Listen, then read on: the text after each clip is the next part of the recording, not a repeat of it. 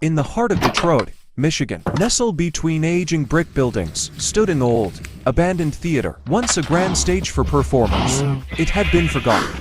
Its marquee letters faded and doors chained shut. Locals whispered about eerie sounds and flickering lights emanating from within, but few dared to venture close. One crisp autumn evening, a group of friends, Sarah, Mike, and Jason, decided to explore the theater, spurred by tales of its haunted past.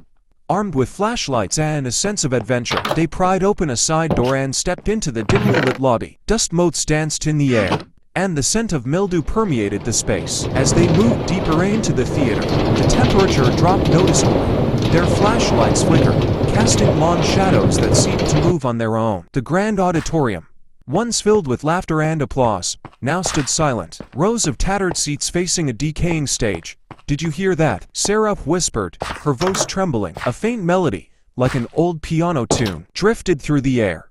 Mike pointed his flashlight toward the stage, revealing a grand piano that hadn't been touched in decades. Yet, the keys moved, playing the haunting tune on their own.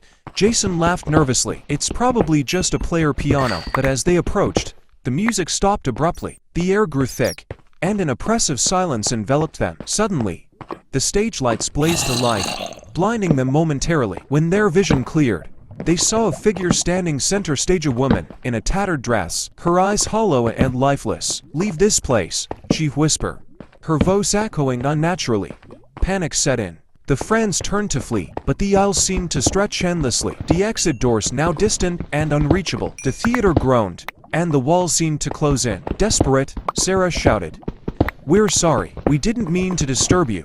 The woman's expression softened, and the lights dimmed. The oppressive atmosphere lifted slightly, and the exit doors appeared closer. Taking the chance, they sprinted toward the lobby, not daring to look back. Once outside, they gasped for air.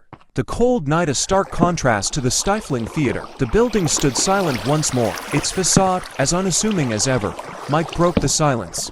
"Let's never do that again." They nodded in agreement, vowing to leave the past undisturbed.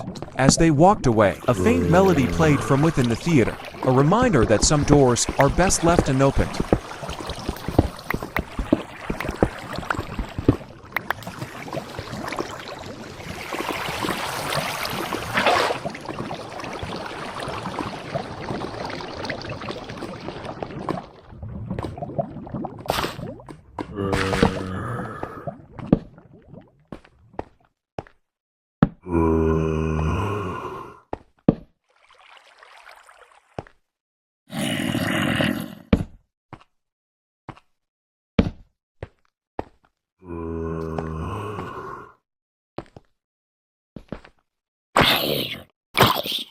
Here.